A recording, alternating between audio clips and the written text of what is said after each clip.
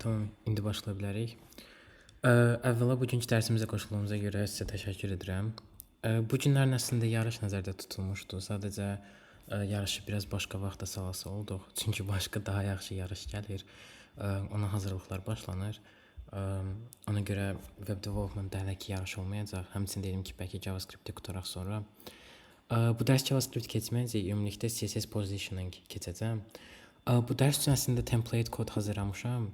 Yəni ümumilikdə indi bunun üzərində işləyəcəyik ümumilikdə. Sonra sizə başa salacağam. Həm də dedim çox da vaxt itirməyə kod yazmaqda, ona görə başdan yazdım. İndi kodların hamısına başa salacağam ümumilikdə.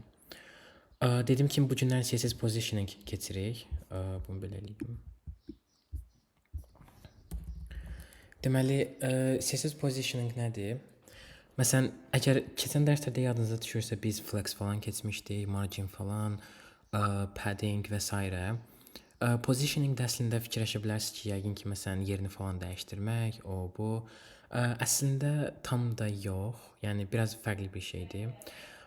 Bizdə əslində məsələn position fixed var, absolute var və s. var. Məsələn, position əsasən harda işlədilir? Məsələn, gördüyünüz kimi bu demomuzda, yəni belə bir demo hazırlamışam. Burada məsələn navigation bar var, məsələn bu var və s. İndi ümumilikdə bunların hamısını bir-bir başa salacağam. Məsələn, gördüyünüz kimi ən maraqlı şey ola bilər ki, məsələn, mən aşağı eləyirəm screen-i, ancaq gördüyünüz kimi iki dənə şey aşağı getmir. Onlardan biri gördüyünüz kimi navigation bardır. Yəni mən nə qədər saytı aşağı eləsəm də, o yenə də məndən bir yerdə durur. Bir də ki, bu gördüyünüz kiçik knopka, yəni gördüyünüz kimi eləyirəm, yenə də məndən bir yerdə gəlir. Yəni bu heç yerə getmir, elə bil ki. Buna position fix deyilir. İndi bir-bir əslində başa salmaq istəyirəm. Ümumilikdə bu nələri keçirik onlardır. Məsələn, static relative, fixed, sticky, overflow, z-index və s. Bu keçən dərsin xatırlamaqdır. Sadəcə bunu məncə keçsək olar. Ümumilikdə positioning nəyə lazımdır onları deyim. Məsələn, yenə də dediyim kimi tutaq ki, çox vaxt məsələn saytlarda navigation bar olur. Əgər tutaq ki, navigation bar həmişə sizdən gəlməsəydi, tutaq ki, saytda çox böyükdür, siz belə çoxlu belə aşağı eləyirsiniz. Ondan sonra bəs digər məsələn səhifəyə getmək istəyirsiniz, təzədən gərək lap yuxarı eləyəsiniz, axıra kimi yuxarı eləyəsiniz. Ondan sonra navigation bara çatasınız, məsələn, bu knopkalardan birinə basasınız da tutaq ki, məsələn başqa sayta gedəsiniz. Yəni bu da əslində user interface-ə görə, məsələn user friendly deyilir buna. Məsələn saytlar user friendly olur, bir də non user friendly olur. User friendly odur ki, yəni məsələn sayt işlətmək asandır, həmçinin dizaynı falan gözə baxandır. Yəni belə baxsız, xoşunuza gəlir. Yəni bu saytı istifadə edərsiniz də belə bir şey deyim. Buna user friendly deyilir. Məsələn user friendly-nin belə öz qaydaları falan var. İnternetdə də belə araşdıra bilərsiniz. Qaydalardan biri də odur ki, həmişə navigation bar gərək userla bir yerdə gəlsin. Yəni çünki dediyim kimi yenə gərək məsələn saytınız böyük olsa, gərək bir də lap yuxarı çoxlu belə yuxarı eləyəsiniz. Yəni onu da kim istəyər ki, məsələn eləsin. Əgər yəni burada belə seçə bilərsinizsə. Ümumiyyətlə ona görə bu vacib bir dərsdir. Sonra belə üzən düymələr də var. Bildiriş nişanları da var əslində. Yəni bu bildiriş nişanları ümumilikdə başa salacağım nədir? Bunu yəni tam bizlə gələn deyil. Buna əslində position absolute eləyəcəyik, onu başa salacağam. Absolute da nədir? Məsələn, tutaq ki, əgər hal-hazırda biz position absolute qoymasaq və tutaq ki, hansısa bir bilmirəm, məsələn, hansısa bir knopkanı, tutaq ki, bu knopkanı bunun üstünə gətirsək, o məsələn çıxmayacaq bunun üstünə. Yəni ya altında qalacaq, ya da ki, bunda belə bir-birini, yəni çəkəcək o tərəfə. Bizə position absolute eləyirik ki, lap yuxarı çıxsın. İndi daha yaxşı başa salacağam, elə bil indi overview verirəm.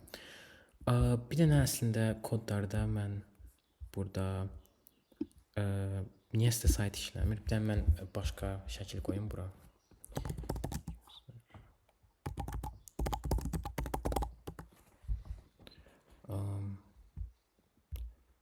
Transparent.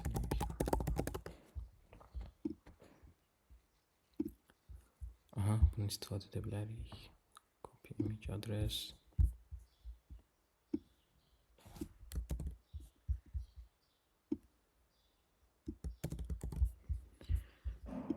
Tamam. İlk dərsdə yadınıza düşürsə, yəni ümumilikdə burada şəkil yox idi deyənə alt göstərirdi. Bizdə də altına yazmışıq burada product.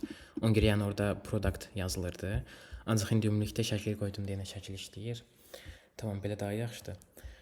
Dərsimizə qayıtsaq, elə bil ki, üzən düymə var. Üzən düymə nədir? Yəni bu gördüyünüz düymələrə üzən düymə deyilir. Əsasən üzən düymə məsələn page-i yuxarı eləmək üçün, məsələn bu knopkaya basanda hal-hazırda işləmir. Buna çünki JavaScript lazımdır. Məsələn ya belə yuxarı qaldırmaq üçün, ya da məsələn bilmirəm saytlarda falan görə bilərsiniz. Burada belə chat knopkası olur. Basırsınız ki, bizlə əlaqə saxlayın. O da belə sizlə gəlir. Ya məsələn sosial media button ola bilər ki, məsələn basasınız hansısa sayta gedəsiniz və s. Yəni buna üzən buttonlar deyilir. Yapışqan menyuda gördüyünüz navbardır, yəni odur. Üst-üstə kart da nədir? Üst-üstə kart əslində burada üst-üstə olmalıdır, sadəcə şəkil yenə də düzgün alınmadı. O birisi şəkil bilmədim niyə internetdən silinibdi. Deməli üst-üstə nədir? Məsələn bu gördüyünüz yumru şey gəlir bu şəklin üstünə çıxır. Əgər məsələn position absolute istifadə etməsək bunu edə bilmərik, əlbəttə ki. Məsələn bunu əgər şəklin üstünə aparmağa çalışsaq, şəkil də belə qırağa gedəcək də. Yəni bunu maqnit kimi fikirləşə bilərsiniz. Yəni bilirsiniz də maqniti məsələn bir tərəfindən məsələn minusla plusu tutanda məsələn onlar yapışırlar, amma minusla minus tutanda onlar belə ayrılırlar. Yəni bunu da elə fikirləşə bilərsiniz. Tutaq ki, bunda da minusdur, bunda da minusdur. Ona görə yəni bunu məsələn buna gətirəndə ayrılırlar. Yəni icazə vermirlər ki, bir-birlərinə belə otursunlar üstlərinə. Ondan sonra əgər tutaq ki, bunu plus eləsək, bunu minus eləsək, yəni buna məsələn position absolute versək, onda artıq bunun üstünə eləyəndə nə edəcək? Gəlib bunun üstünə çıxacaq. Yəni belə məsələn bu 5 gələcək məsələn tutaq ki, burada görsənəcək. Yəni bunu belə fikirləşə bilərsiniz. Ümumilikdə bizim positionlarda əsasən istifadə olunan 5 dənə value'su var. Birinci statik, bu elə ki standartdır, yəni default olaraq statikdir, bütün hamısı position statik gedir. Yəni burada gördüyünüzün hamısı statikdir. Statik necə eləyir? Yəni dediyim kimi üst-üstə çıxmağa icazə vermir. Ondan sonra bizdə gəlir relative. Relative əslində çox da işlədilmir, amma yəni yenə də məsələn elə insan var ki, bunu istifadə edir. Sonra bizə var absolute. Absolute dediyim o elə bil ki, məsələn bunun üstünə falan çıxmaq üçündür, onu istifadə edilir. Fix nədir? Fix də elə bil ki, məsələn harası fix qoyanda onda onun yerindən tərpətmək olmur. Yəni belə bir şey fikirləşə bilərsiniz. Sticky-də məsələn sticky nav var və ya sticky button kimi fikirləşə bilərsiniz. Məsələn sticky olanda gördüyünüz kimi belə aşağı eləyirəm, yəni də ekrana yəni yapışıq da sizdən bir yerdə gəlir. Birinci position statikdən danışaq. Statik yəni də dediyim kimi standartdır. Yəni heç bir şey burada dəyişmir. Yəni məsələn tutaq ki, position statik qoysaq və top 20 piksel eləsək bu işləməyəcək. Əslində bu top kodunu keçməmişdim, amma bu dərs üçün keçə bilərik. Yadınıza düşürsə biz həmişə əsasən nə istifadə edirdik? Elə bil ki, margin top, margin bottom, məsələn margin left, margin right. Əslində bunların top, right, left eləcə də var, yəni marginsiz. Məsələn, yanınıza düşürsə margin left eləyəndə left soldur, ancaq sağa gedirdi. Məsələn, margin right eləyəndə də right sağdır, ancaq sol tərəfə gedir. Yəni onu gələn dərslərdə yəni başa salmışdım, ümumilikdə nəyə görə elədi. Ancaq məsələn top left olanlarda məsələn tutaq ki, left yazsaq sola gedəcək, çünki left sol deməkdir. Right yazsaq sağa gedəcək. Yəni məsələn soruşa bilərsiniz ki, bəs əvvəl niyə biz marginin yerinə istifadə etmirdik bunu? Çünki top, left, right, bottom bunlar position, yəni default olaraq yəni işlənmir. Yəni necə? Məsələn tutaq ki, mən buna getsəm top falan yazsam, bu işləməyəcək. Yəni necədir, elə də qalacaq. Məsələn burada gördüyünüz kimi, əgər tutaq ki, mən box'a getsəm, buna top 20 piksel yazsam, yəni işləməyəcək. Ancaq tutaq ki, mən bura margin top yazsam, onda 20 piksel aşağı düşəcək. Çünki yəni top yuxarı deməkdir, deməli aşağı düşməlidir. Ancaq bunu yəni bu elə bil ki, dediyim kimi position static standartdır, yəni default olaraq elədir. Ancaq position relative artıq bunu köməklik edəcək. Yəni əgər artıq biz nəyisə position relative qoysaq, artıq məsələn top 20 piksel yazsaq, 20 piksel məsələn qalxacaq, left yazsaq, yəni yerini dəyişəcək və s. Məsələn gəlin bunu yoxlayaq. Tutaq ki, məsələn bunu yoxlaya bilərik buradakı şəkildə. Kodlara qayıtsaq, birinci kodları ümumilikdə başa salmaq istəyirəm. Buradakı ümumilikdə şəklimiz notification badge example-dır. Gördüyünüz kimi birinci H2 istifadə olunubdur ki, orada yazı yazılsın. Ondan sonra div-dən istifadə olunubdur ki, həm belə şəkil olsun, həm də ki, belə bir button yaratmaq olsun və ya belə bilmirəm, yəni ümumilikdə vizualizasiya yaratmaq olar. Şəklimiz də gördüyünüz kimi burdadır. Məsələn, div class profile. Gedirik kodlarımıza CSS-ə. Burada da class id deyənə nöqtə ilə axtarırıq. Nöqtə nə var yox, nöqtə profile axtarırıq. Məsələn, gördüyünüz kimi nöqtə profile burdadır. Hal-hazırda bunun relative position relativedir. Ona görə tutaq ki, mən margini silsəm. Gördüyünüz kimi belə lap qırağa çıxır və məsələn indi buna gəlin bir dənə kod yazaq. Məsələn, top 100 piksel və left 100 piksel. Gördüyünüz kimi yerini dəyişir. Yəni məsələn top yazdıq, aşağı düşdü. Left də yazdıq elə ki, daha çox, yəni sağ tərəfə getdi. Yəni ümumilikdə belə başa düşə bilərsiniz ki, məsələn left yazanda burdan belə boşluq yaradır. Yəni ümumilikdə belə bir şey. Ancaq məsələn tutaq ki, mən bunu position static qoysam, gördünüz yerinə qayıtdı və ümumilikdə buradakı button da itdi. İndi onun baş lazım nəyə görə etdi? Position staticdə gördüyünüz kimi məsələn mən lap bu topa yazsam məsələn, yəni çox böyük bir rəqəm. Heç nə olmur da, yəni yerindən tərpənmir, heç bir qırıq da tərpənmir. Nəyə görə? Statikdir.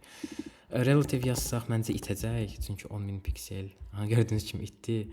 Yəni lap aşağı eləsək məsələn saytı. Burada məsələn görə bilərsiniz. Məsələn buradan belə lap aşağı tutsaq, çəksək, gördüyünüz kimi lap aşağıda yaranır. Çünki çox böyük, yəni value vermişik. Məsələn bunu gəlin qaytaraq hardasa 100 pikselə.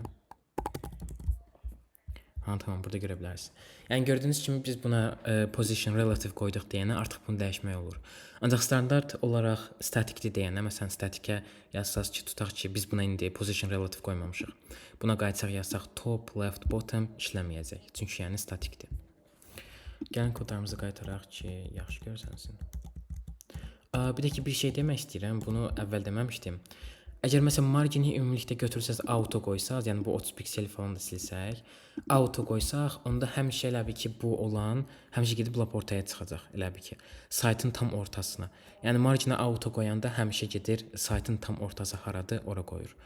Paddingdə amma belə deyil, auto əslində yazanda paddingdə belə deyil. Paddingdə məncə dəyişiklik olmur. Ancaq marginə əgər auto qoysanız, məsələn gəmidən yoxlayaq. Marginə auto qoysanız tam belə gedir, səhifənin belə ortasında durur. Amma 30 piksel burada yazılıbdır ki, biraz aşağı düşsün, yəni buradan biraz ara olsun, ümumilikdə belə. Yəni məsələn autonu silsəm, yəni gördüyünüz kimi qayıdır bura, yəni tam orta olmur. Yəni düzdür, məsələn biz keçmişdik ki, display flex yazırıq, ondan sonra align item center, justify content center və elə eləyəndə məsələn o da səhifənin tən ortasına aparır. Ancaq tutaq ki, siz display flex istəmisiniz ki, burada məsələn display flex olsaydı nə olacaqdı? Bu məsələn gələcəkdə hardasa buralara çıxacaqdı. Yəni çünki yan-yana olacaqdı. Ona görə məsələn biz bunu istəmirik. Ona görə ümumilikdə məsələn biz 30 piksel bir də auto yazsaq, yəni istədiyimiz yerdə olacaq. Ümumilikdə bura kimi kiminsə nəsə sualı var margindən və ya relative və statikdən, positionlardan.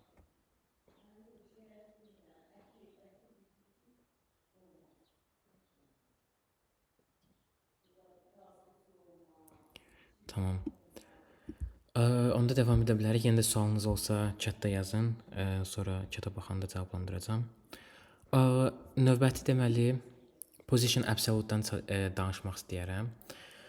Position absolute əslində məsələn çox vaxt belə tam belə başa düşülmür. Ancaq yenə də belə çalışsam başa salım. Deməli ümumilikdə position absolute istifadə etmək üçün məsələn yadınıza düşürsə bizdə var idi nə? Parent var idi və məsələn parentın içində də nəsə yazırdıq. Bu parent nə idi? Div, yəni divlər. Məsələn tutaq ki, hal-hazırda burada məsələn qayıtsaq buna. Əgər yadınıza düşürsə, mən bura position static yazanda nə olmuşdu? Bu üstündəki qırmızı şey itir, gördüyünüz kimi. Bu nəyə görədir? Üstündəki qırmızı şeyə biz yazmışıq position absolute. Əgər məsələn bunun parenti, yəni məsələn hal-hazırda bunu gəlin baxaq. Bu qırmızı bəlkədir, bu koddur. Məsələn bu kod hardadır? Bunun elə bir içində elə. Deməli class profile bunun valideyni kimi sayılır. Yəni belə fikirləşə bilərik ki, əgər bunun valideyninin pozisiyası statikdirsə, onda bu işləməyəcək. Nəyə görə? Çünki məsələn kodlara getsək, CSS-ə, bəlkə baxsaq nə yazılıbdır? Position absolute. Yəni gördüyünüz kimi. Ancaq tutaq ki, mən buna qayıtsam yenidən, statik yox relative yazsam, gördüyünüz kimi yarandı. Nəyə görə? Çünki artıq statik deyilim. Yəni ümumilikdə statik icazə vermir ki, məsələn nəyinsə üstünə falan çıxsın, yəni belə boşluq falan yaradır və burada da üstünə çıxmağa çalışır deyənə əslində statik yazan kimi absolut olan itir. Üstünə çıxmaqda da məsələn mən nəyi nəzərdə tuturam, onu indi göstərmək istəyirəm. Məsələn CSS-ə qayıtsaq, bizə bu kiçik qırmızının kodu nə idi? Bag. Məsələn mən getsəm bag-ə, gəlin bunu belə eləyək. Məncə daha yaxşı olar. Tamam. Məsələn bizə nə idi bu? Bag. Məsələn bunun kodu class bag-dir. Məsələn class bag-i dəyişdirmək üçün bura gəlirik. Hal-hazırda gördüyünüz kimi position absolute yazmışam. Tutaq ki, burada var top, bir də right. Bunları mənfi də qoymaq olur əlbəttə ki. Yəni mənfi value da verə bilərsiniz. Ümumilikdə tutaq ki, mən bunu dəyişdirmək istəsəm, məsələn topu gəlin biraz dəyişdirək. Tutaq ki, bura 10 piksel qoyaq. Burada 10 piksel qoyaq. Gördüyünüz kimi gəlir şəklin üstündən çıxır. Yəni məsələn buna əgər position absolute qoymasaydım bu şəklin üstünə heç vaxt çıxmazdı. Gəl məsələn tam şəklin üstünə çıxsın deyəni bu right-i biraz da çoxaldaq. Aha görürsüz, gəlin biraz da çoxaldaq ki tam görsənsin. Gördünüz? Yəni ümumilikdə biz buna position elə bil ki relative qoymuşuq, bunu div-yə və bunun özündə position absolute qoymuşuq deyənə, yəni ümumilikdə nəyin üstünə gətirsək bunun üstünə çıxa bilər. Ancaq məsələn mən bunu təzədən qaytarsam bu absolute yox, məsələn statik qoyaq. Yəni gördünüz hardadır? Şəkildən aşağı düşdü. Yəni şəklin üstünə çıxmayacaq. Yəni ümumilikdə belə başa düşə bilərsiniz ki, absolute eləyəndə bunu məsələn helikopter kimi fikirləşin. Position static olanda məsələn helikopter aşağıda olur. Məsələn siz adamsınız, məsələn yaxşı gəl maşın götürək. Maşın gəlib belə tam belə şeyin ortasından keçə bilməz də, yəni helikopterin ortasından keçə bilməz. Gəlib dəysə məsələn helikopter partlayar da, sürətlə gəlib dəysə. Ancaq biz indi position absolute yazırıq. Absolute yazanda nə olur? Helikopter yuxarıda olur. Yəni indi bunu görək ki, yuxarıdan biz fikirləşin ki, biz yuxarıdan baxırıq. Artıq məsələn helikopter yuxarıda uçur deyənə, maşını gəlib bunun altına qoya bilərik. Yəni altına qoysaq artıq heç bir avariya falan olmayacaq. Yəni çox normal olacaq. Yəni ümumilikdə absolutda belə fikirləşə bilərsiniz. Tutaq ki, bu 5 bizim elə bil ki helikopterdir. Absolut qoyanda helikopter yuxarı qalxır və ümumilikdə bu maşını da altına yəni qoya bilərik. Ancaq yerində məsələn statik eləsək, helikopter yerə düşür və yerə düşəndən sonra artıq yəni maşın helikopterin altına girə bilməz. Nəyə görə? Çünki orada helikopter var. Yəni onun altına necə girsin? Yəni ümumilikdə belə fikirləşə bilərsiniz. Gəlin indi kodlarımızı qaytaraq. Normal görsənsin. Tamam. Ümumilikdə absolute belə işləyir. Bu əslində çox istifadə olunur. Məsələn mən də çox istifadə edirəm bunu. Məsələn hərdən belə bir şeylər yaratmaq üçün, yəni gördüyünüz kimi çox vaxt əslində bu notification badge example buralarda olur. Məsələn sign in eləyəndə tutaq ki hansı saytda belə bir şey yaranır. Ondan sonra notification falan gələndə belə üstündə belə bir şey gəlir. Və ya məsələn Instagram falan istifadə edirsinizsə, məsələn orada da belə baxanda belə bir şeylər olur.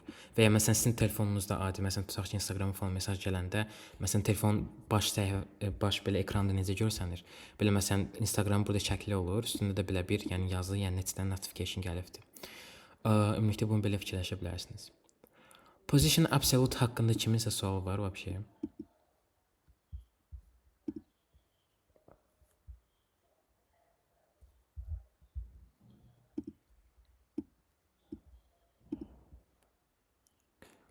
Tamam. Sualınız onda olsa yəni çata yazın. Onda davam edə bilərik. Ümumilikdə position absolute-dan sonra gəlir, elə bil ki, bunu buraxsaq yaxşıdır. Position fixed. Position fixed nə edir? Məsələn, ümumilikdə position fixed qoysaq və ona məsələn bottom right falan qoysaq, onda yəni bu elə bil ki, yəni hardadırsa tam orada qalır da elə bil ki. Məsələn, position fixed belə fikirləşə bilərsiniz. Məsələn, bu hal-hazırda bu nədir? Position fixed-dir. Belə soruşa bilərsiniz ki, bəs stick ilə fixed-in belə yəni fərqi nədir? İndi başa salacağam. Fixed də yəni eyni şeydir əslində. Belə o da belə qoymur ki, ekrandan tərpənsin. Ancaq biraz belə fərqləri var, onları da başa salacağam. Position fixed qoyanda hal-hazırda gördüyünüz kimi, yəni mən ekranı belə tərpətsəm belə gördüyünüz kimi bu tərpənmir. Məsələn, gəlin position fixed-i, tutaq ki, bu product card example qoyaq, position fixed və gəlin elə bunun özünü qoyaq. Məsələn, qaydırıq bura. Yadınıza düşürsə bunun kodu nə idi? Qaydaq index HTML-ə və görürük ki, bunda kod nədir? Profile, class profile. Gedirik yenidən CSS-ə və nəyi axtarırıq? Profile. Burada gördüyünüz kimi hal-hazırda position relative'dir. Mən bu relative'i dəyişsəm fixed. İndi bu bura gəldi. Çünki yəni yadınıza düşürsə top, bottom, left, right sadəcə relative-də işləyir. Və məsələn indi mən aşağı eləsəm, gördünüz? Yəni mən saytı aşağı eləyirəm, ancaq bu məndən bir yerdə gəlir.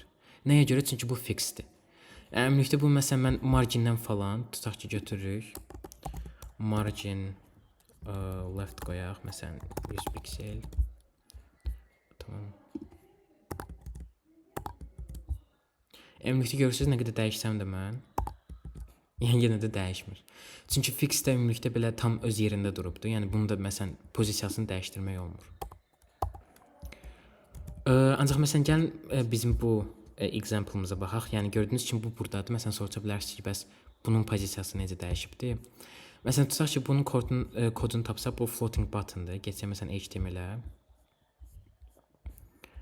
Gördüyünüz kimi floating button. Məsələn buna belə bir ikonka qoyulubdur və klassi floating button-dır. Geçsək məsələn style-sa. Gördüyünüz kimi position fixed. Əslində indi mən səhv dedim.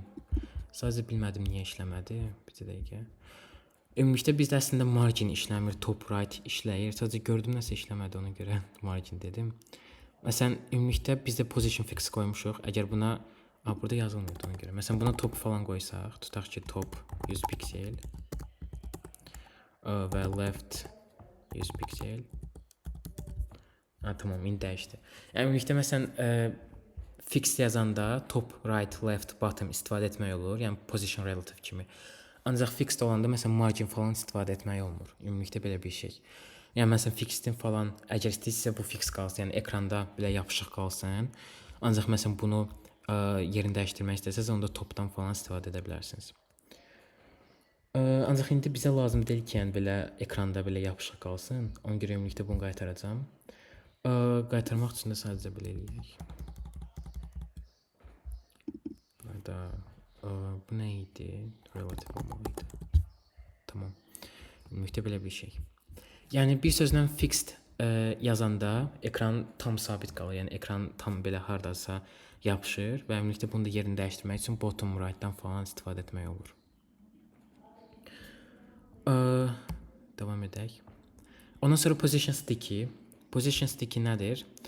Ümumilikdə position sticky elə bir ki yenə dediyim kimi tam belə navigation bardan falan istifadə olunur. Position sticky odur ki, tam belə yapışdırmaq üçün qıraqlara falan. Məsələn, tutaq ki, biz istəyiriksə navigation bar tam belə yuxarı yapışsın. Onda biz nə edirik? Position sticky yazırıq və top 0 yazırıq. Elə yazanda bizim navigation barımız həmişə belə yuxarıda qalır. Ancaq bunu fixdən eləsəydik əslində belə olmazdı. Biraz fərqli olardı. Ancaq məsələn position sticky eləyəndə ümumilikdə, yəni tam belə yapışır yuxarı və ya məsələn bottom 0 falan yazmaq olar ki, yəni tam belə aşağıda yapışsın və s. Ümumilikdə də bizdə sticky belədir. Kodlarda falan bunu göstərməyəcəm. Yəni yazılışını göstərəcəm, sadəcə heç nəyi dəyişməyəcəm.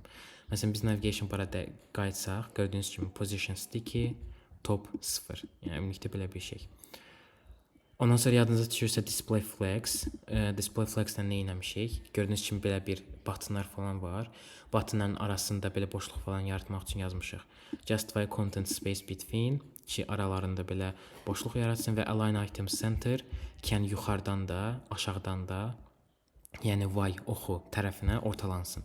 Yəni yadınıza düşürsə elə bir ki ümumilikdə align items nə idi? Y oxu tərəfində, yəni Y oxu tərəfinə və justify content-da məsələn center yazsaq artıq X oxuna görə yəni 0-da qalacaq. Məsələn burada 0-da yəni ümumilikdə belə bir şey. Ümumilikdə sticky və fixed haqqında kiminsə nəsə sual var?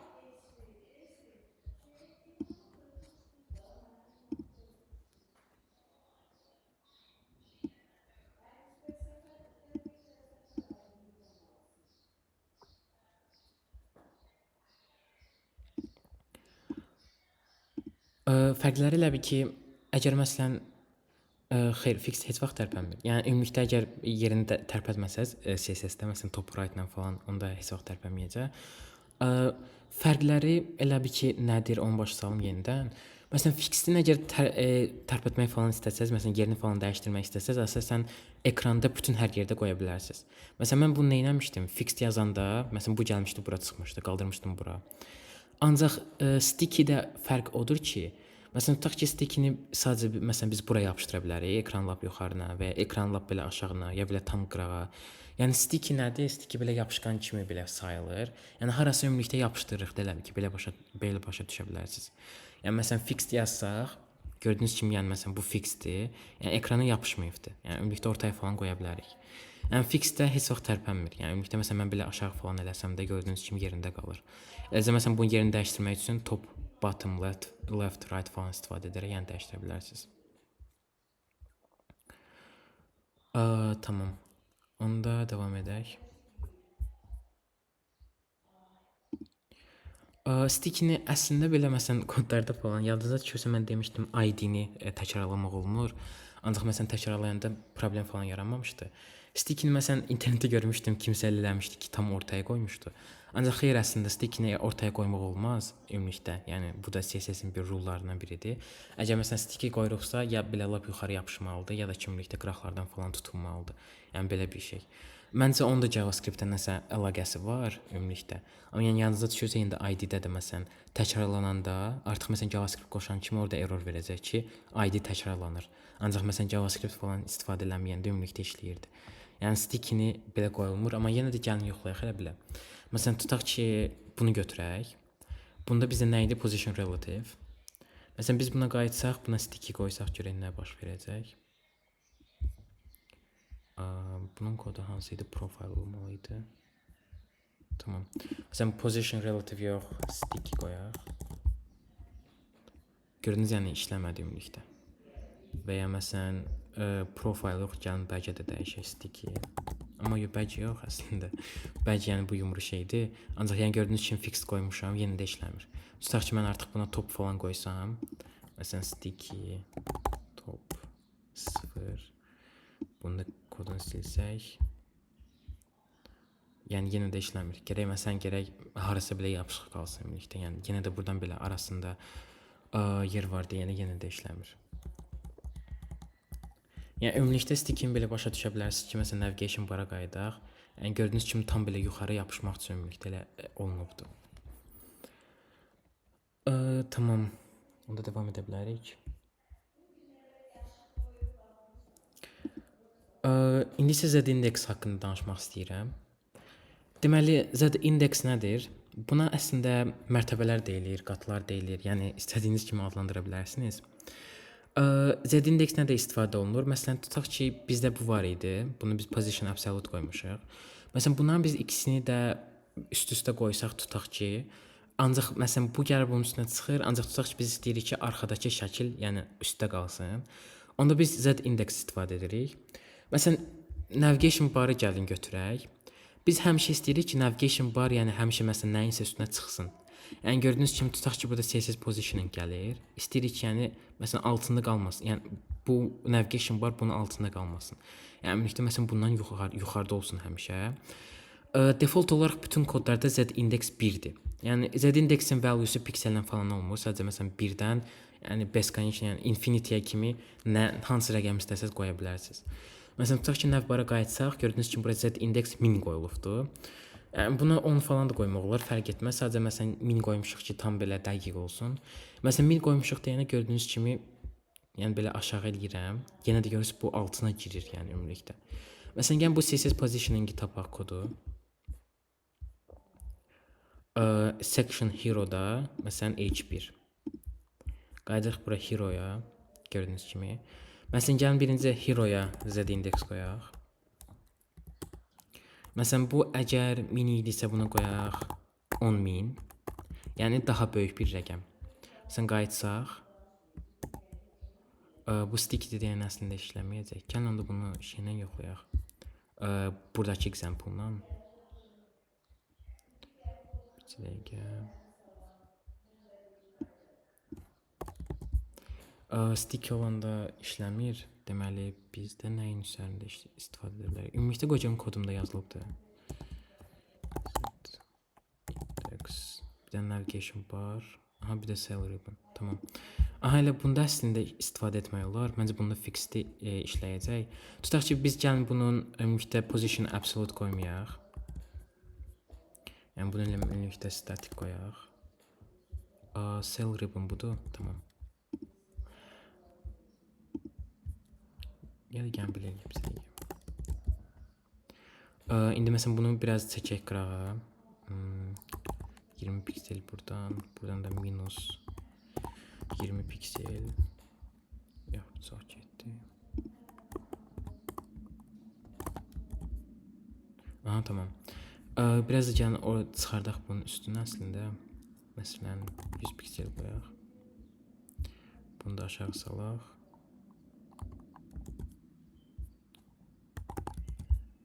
Tamam. Ümumilikdə məsələn biz nə etmişik? Biz buna z index 10 qoymuşuq və z index 10 qoyulduğuna görə bu ümumilikdə bunun üzərinə çıxıbdı. Birincisi z indeksdə mənfi value qoya bilmərsiniz. Yəni məsələn fikirləşə bilərsiniz ki, bunda məsələn z indeks əgər 1-dirsə, default olaraq arxadakı bu şəkli deyirəm. Məsələn bu şəklin ümumilikdə z indeksi 1-dirsə, mən götürüb məsələn buna sale minus 10 qoyub, yəni mənfi 10 qoyub, yəni bu belə üstünə çıxmayacaq bunun. Ki bunu ümumilikdə üstünə çıxardaq, biz nə edirik? Məsələn qaydırıq bizim profayla. Profil kodunu tapırıq. Bu profile idi yoxsa bir dəqiqə product card example. Aha, product card imiş. Deməli ümumilikdə nə edirik? Product card-a giririk və orada image var gördüyümüz. Gedirik məsələn product card tapaq. Aha, burdadır. Məsələn bizdə image var. Bunun z indeksi yoxdur. Deməli nədir? Z index avtomatik olaraq bizdə nədir? 1.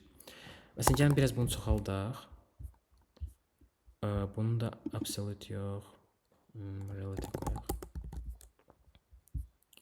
Bunu z indeksini silək. Yenə də işləmədi. Başa düşmürəm nəyə görə işləmir z indeks.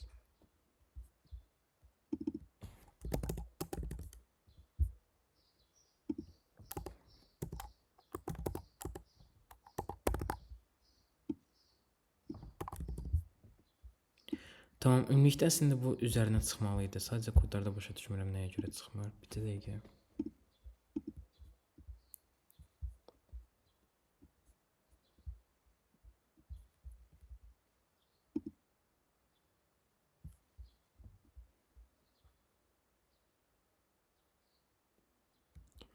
Tamam.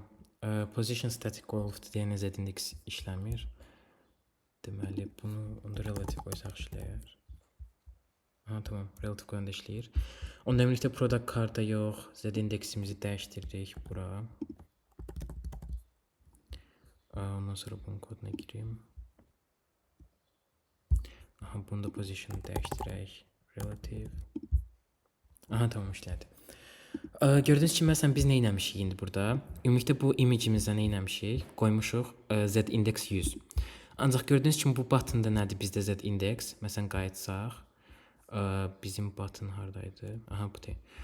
Burada gördüyünüz kimi bizdə z index silmişəm ki, yəni 1 olsun. Məsələn tutaq ki, buna z index yazırıq 10 yenidən. Yenə də gördüyünüz kimi dəyişməyəcək. Çünki ümumilikdə bu nədir bizdə? Bunun z indeksi 100-dür.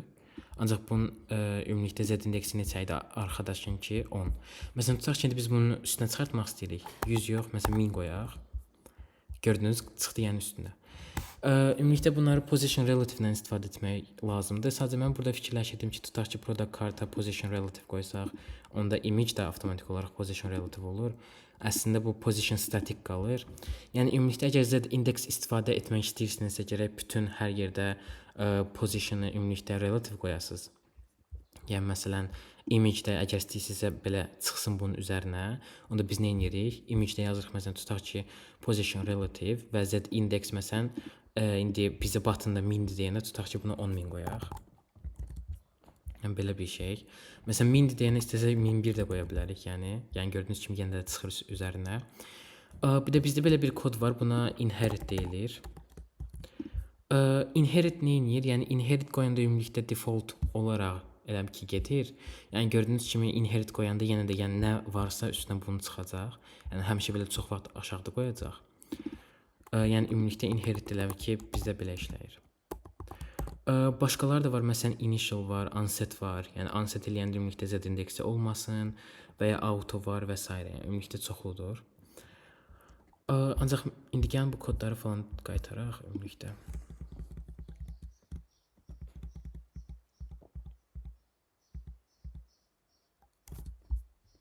Tam belə qalsa da olar. Ümumilikdə z-index haqqında kimsə nəsə sual var. İncəki yaranan problem position-a görə imiş. Position static olduğuna görə, ümumilikdə yəni z-index istifadə olunsun deyə həmişə position elə bil ki, static yox, relative istifadə etmək lazımdır. Yəni ona görə ümumilikdə yəni işləyəcək.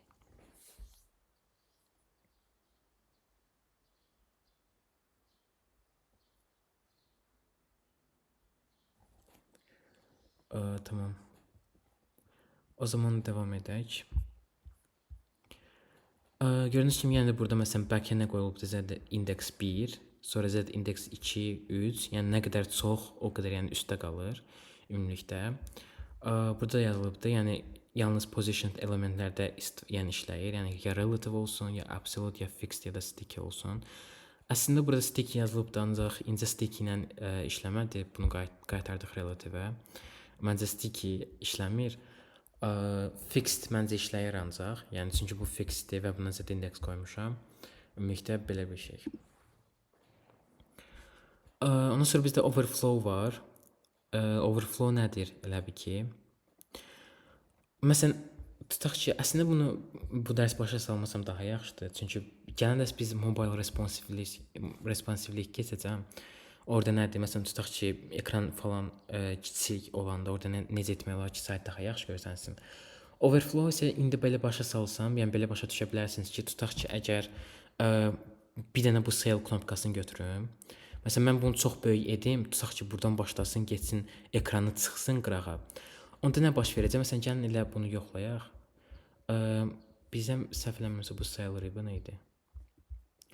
Məsələn, ümumilikdə buna mən qoysam, ancaq ki, gəlin başqa bir kodla edək. Bu kodla inanmıram işləsin. Tutaq ki, aha, tamam işlədi əslində. Gördüyünüz kimi baxın nə olur. Yəni mən belə eləyirəm. Görürsüz belə ekranı artıq belə sürüşdürmək olur. User friendly rullarına görə əslində ekran heç vaxt belə sürüşməli deyil. Əgər ekran belə sürüşürsə, onda sayt deməli çox da yaxşı deyil. Ümumilikdə overflow nə edir? Əgər tutaq ki, bu ekranı keçirsə ümumilikdə, yəni icazə vermir ki, ekran belə sürüşdürəsiniz. Yəni ümumilikdə belə bir şey olur. Əgər tekst olsa, onda teksti sadəcə icazə verir ki, belə sürüşdürüb belə əlinizlə baxa bilərsiniz. Ancaq məsələn bu hal-hazırda button-dır deyənə bunu icazə verməyəcək ki, yəni bu ekranı çıxsın.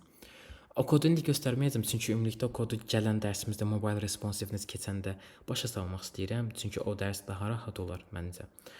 Yəni orada başqa şeylər də var. Artıq onları keçəndən sonra overflow necə işlədiyini daha yaxşı başa düşəcəksiniz. Yəni ümumilikdə belə overview kimi baxsaq, məsələn overflow yazanda overflow nə deməkdir? Yəni həddindən artıq çıxmış kimi tərcümə olunur. Bizdə C++-da da var overflow əslində. Məsələn integerdə çox böyük yazanda overflow olur.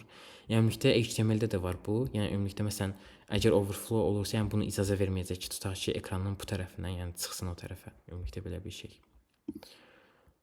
Bunu elədik. Bunu da elədik. Ondan sonra bir dənə şey haqqında danışmaq istəyirəm. Deməli, çox saytlarda bizdə hero section deyə bir şey olur. Hero section nədir? Məsələn, ümumilikdə hansısa bir sayta girəndə həmişə ilk açılan yuxarıdakı elementə hero section deyilir. Məsələn, bunu necə göstərmişsə, hal-hazırda bu saytdakı, yəni ilk açılan nədir? Bura. Hero section heç vaxt navbar sayılmır. Yəni ilk məsələn gəlir navbar, sonra hero section. Ancaq məsələn əsasən yəni nəyə insan baxır? Məsələn bura baxır. Yəni navbara heç kim gedib baxmır. Məsələn şirkətin adını bilmək istəyəndə ümumilikdə bura baxılır. Ancaq yəni əsasən sayt nə haqqındadır? Çox vaxt məsələn hero-da yazılır. Tutaq ki, gördüyünüz kimi burada sayt nə haqqındadır? Ümumilikdə CSS positioning. Yəni bunu keçirik. Burada da description. Məsələn qayıtsaq bizim öz saytımıza. Məsələn bu saytda da bizdə navigation barda, yəni navigation bardan aşağıda hero section var ki, bizdə də budur. Bizim hero section əslində slide kimi gedir, gördüyünüz kimi. Ondan sonra aşağı eləyirik, bir-bir məsələn about us section, ondan sonra belə bir kartlar section, yəni ümumilikdə gallery section, subscribe section və footer section. Bunu əgər yadınıza düşürsə semantik HTML-də də keçmişdik. Yəni əsasən main, ondan sonra nav, sonra footer və s. Yəni bizə də məsələn əsasən hero haqqında danışmaq istəyirdim. Hero da yəni nədir? Ümumiyyətlə hero həmişə yəni burada durandır. Çox vaxt hero-nu position relative kimi istifadə olunur. Ancaq yəni onun fərqi yoxdur əslində. Məsələn, tutaq ki, gördüyünüz kimi hero.html-ə giribdi və ən birinci ortaya nə çıxırsa, tutaq ki, böyük ideya, qatlar ilə qurulmuş gözəl hero, başlıq knopkası və s. Bu ümumilikdə məsələn herodur bizdə. Yəni hero-nu çox vaxt yəni bütün saytlarda istifadə olunur. Yəni bu vacib bir şeydir. Çünki yəni ümumilikdə məsələn siz sayta girsəz, bilməlisiniz də sayt nə haqqındadır. Əgər məsələn əvvəl girməyibsinizsə. Ona görə yəni hero section haqqında belə danışmaq istəyirdim. Yəni ümumilikdə belə vacib bir şeydir. Tamam. Yəni burada ümumilikdə nəyi göstərir? Məsələn top nəyə görə işləmir? Burada çünki məsələn elə bir ki valideyn statikdir. Məsələn valideyn də yadınızda düşürsə, yəni div haqqında danışıram. Məsələn parent-in relative eləsək top işləyəcək. Ondan sonra position buna qoymaq lazımdır. Məsələn position relative, sticky position relative yəni statikdən başqa hamısı. Və ondan sonra da bizdə gəlir məsələn position sticky. Məsələn top yoxdur deyəndə yəni işləməyəcək. Ancaq bunu məsələn top 0 əlavə eləsək gedib məsələn yapışacaq bu lap yuxarı. Ümumilikdə belə bir şey. Tamam. Ümumilikdə əsasən bunlar haqqında keçmək istəyirdim. Yəni bugünkü dərsimizdə CSS positioning, yəni static, relative, absolute, fixed, sticky, z index, overflow heads, bir də ki yəni ümumilikdə hero. Deməli ümumilikdə əslində axırı vaxtlar bəzi ev tapşırığı az göndərilir. Ümumilikdə belə ev tapşırığı yenə də məsələn kim etmək istəsə, yəni tamamilə optional əslində etmək. Yəni məsələn etsəz daha yaxşı olar. Məhsul kartı qura bilərsiniz. Məsələn, məhsul kartı nədir? Yadınıza düşürsə bir dəfə də bunu vermişdim. Amma orada məsələn kartlar dərsində keçmişdik. Ancaq bu səfər məsələn istəyirəm ki, ümumilikdə belə bir şey düzəldəsiniz və orada məsələn ən azı bir dənə position absolute falan olsun, bir də z index olsun ki, məsələn üst-üstə çıxsınlar, hansısa bir veşlər məsələn. Məsələn belə bir şey qura bilərsiniz. O 5-i də məsələn gəlib bu şəklin üstünə qoya bilərsiniz. Yəni ümumilikdə ev tapşırığını eləsəz. Növbəti dərsdə də animationlar keçəcəm ümumilikdə. Məsələn, animationlarda nədir? Tutaq ki, biz eləyə bilərik ki, bu button oplanıb belə düşsün və ya məsələn aşağı eləyəndə belə burdan belə gəlsin ümumilikdə. Yəni position da əslində çox yaxşı şeydir. Və s. Positiondan sonra da məncə mobile responsiveness keçəcəm. Yəni ümumilikdə necə telefon versiyasını falan düzəltmək olar və s. Ümumiyyətlə dərsimiz bu qədərdir əslində. Kimisə nəsə bu dərs haqqında sual var və ya ümumiyyətlə başqa bir şey. Aha, bəli, absolut, yəni çıxartmaq olur hər hansı bir şeyin. Ancaq bunu nəzərinizə yetirmək lazımdır ki, əgər tutaq ki, siz absolutu gətirib məsələn bunun üzərinə çıxartsanız, ancaq əgər bunun z indeksi tutaq ki, bunun z indeksindən çoxdursa, onda absolut üzərinə yox, altına düşəcək. Başa düşdünüz? Yəni absolutla həm altına eləmək olur, həmçinin belə məsələn üstünə çıxartmaq olur. Məsələn üstünə istəyirsinizsə gərək z indeksi böyük bir şey qoyasınız. Altına da istəyirsinizsə gərək məsələn bunun z indeksini böyük bir şey qoyasınız ki, belə altına düşsün. Yəni ümumilikdə belə bir şeydir. Yəni absolut elə başa düşə bilərsiniz ki, əsasən belə yəni üst-üstə falan qoymaq olsun və ya alt-alta falan qoymaq olsun və s. Yəni ümumilikdə belə bir şey. Başqa kiminsə nəsə sual var, siz sorun. Təqdimatları əsasən Canva ilə düzəldirəm. Belə bir şey. Əsasən belə Canva ilə istifadə edirəm. Yəni birinci özümə template qururam. Yəni gördüyünüz kimi bütün elə ki PDF-lər əslində oxşayır bir-birinə. Ondan sonra da ümumilikdə belə Canva-nın üzərində belə qururam.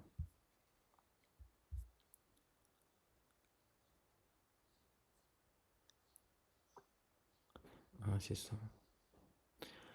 Başqa kiminsə nəsə sualı var?